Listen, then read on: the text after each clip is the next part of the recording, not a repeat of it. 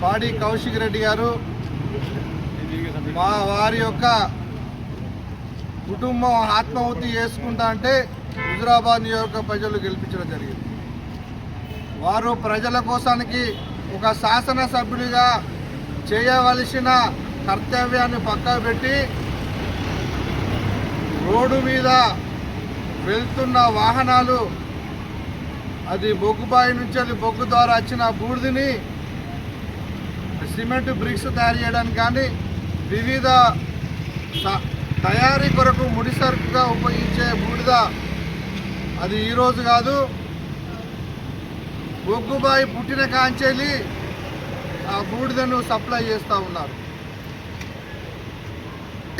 మరి హుజురాబాద్ అవుట్స్కట్లో బూడిద లారీలు ఆగితే ఆ బూడిద లారీలు ఆగిన వాటిని దీనికి ఇంత ఒక లారీకి లక్షల కొద్దీ రూపాయలు వస్తున్నవి. ఒక రోజుకు రవాణా శాఖ మంత్రికి 50 లక్షల వరకు ముట్టడి జరుగుతుందని అసత్య ఆరోపణలు చేసి పొన్నం ప్రభాకర్ గారి మంత్రి పదవిని బర్తరఫ్ చేయాలని ఒక తప్పుడు సాంకేతం ఇచ్చిన కౌశిక్ రెడ్డి జాగ్రత్త.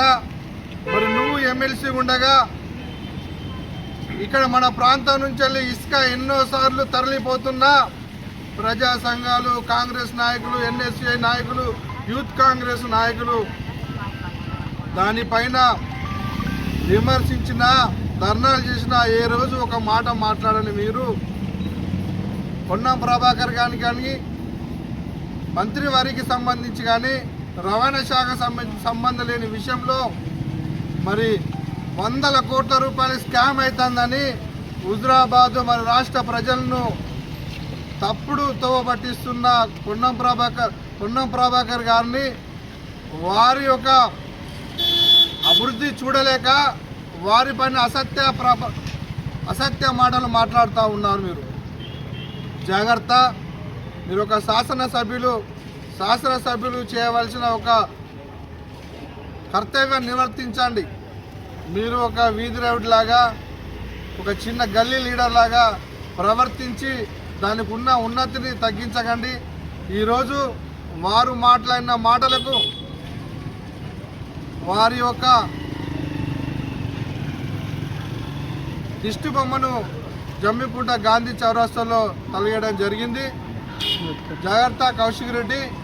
ఇంకోసారి కాంగ్రెస్ పార్టీ పైన కానీ మరి పొన్నం ప్రభాకర్ మంత్రి పైన కానీ మా కార్యకర్తల పైన కానీ అనుచిత వ్యాఖ్యలు కనుక చేస్తే నేను హుజురాబాద్ నియోజకవర్గంలో తిరగనీయమని చెప్తా ఉన్నాము. ఖబర్దార్ అని చెప్తా ఉన్నాము.